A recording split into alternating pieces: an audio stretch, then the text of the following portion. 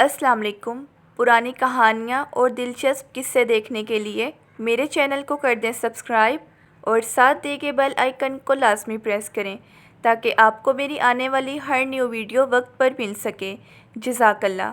آج میں آپ کو سنانے جا رہی ہوں ایک بھیک مانگنے والی بھکارن عورت اور بادشاہ کا قصہ۔ تو آئیے بنا ٹائم ویسٹ کیے اپنی سٹوری کو سٹارٹ کرتے ہیں۔ وہ بھکارن بہت حسین اور خوبصورت تھی۔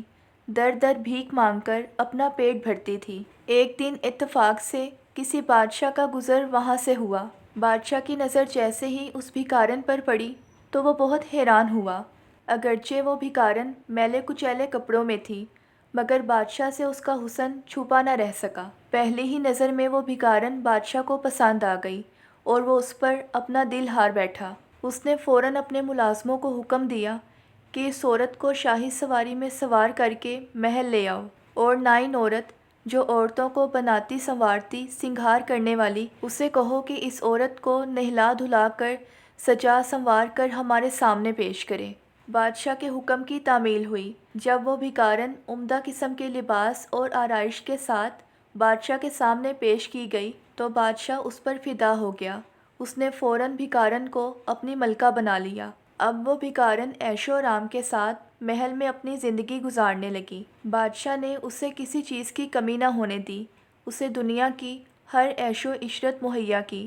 بادشاہ اسے بہت پیار محبت اور لاڈ سے رکھتا تھا، مگر اس سب کے باوجود وہ بھکارن روز بروز دبلی پتلی اور کمزور ہوتی جا رہی تھی، اور وہ کچھ اداس بھی رہنے لگی تھی۔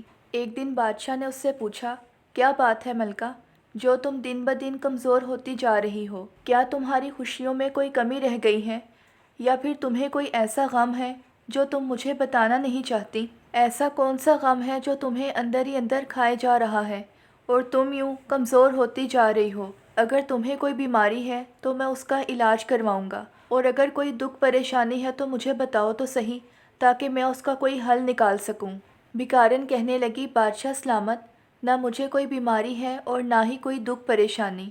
آپ بس اتنی مہربانی کیجیے کہ مجھے اپنے ساتھ کھانا کھانے پر مجبور نہ کیا کریں، بلکہ میرا کھانا الگ لگا دیا جائے تاکہ میں سب سے الگ تھلگ بیٹھ کر کھانا کھا سکوں۔ اس کے بعد نہ میں کمزور رہوں گی اور نہ ہی مجھے کوئی غم ہوگا۔ بادشاہ نے جب اس کی بات سنی تو وہ بہت حیران ہوا، مگر پھر بھی اس نے ملازموں کو حکم دیا اور اس بھکارن کا کھانا الگ سے آنے لگا۔ اس کے بعد وہ بھکارن دن بدن صحت مند ہونے لگی۔ بادشاہ نے خادموں سے پوچھا، آخر ملکہ الگ کھانا کیوں کھاتی ہے؟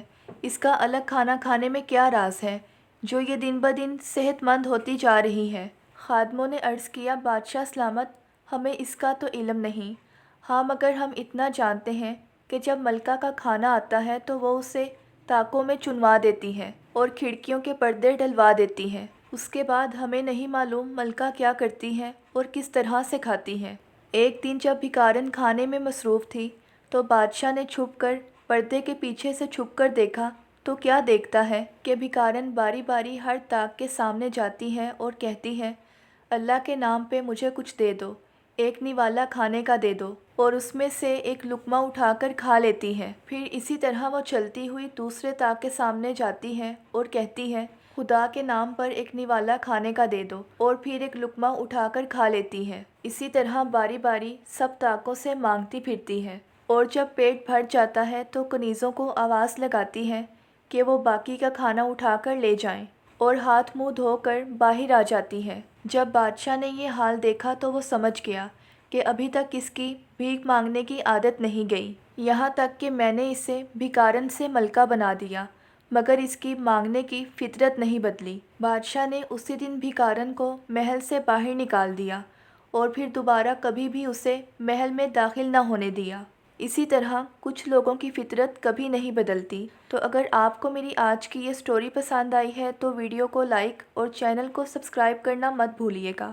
ملتے ہیں نیکسٹ ویڈیو میں، تب تک کے لیے اللہ حافظ۔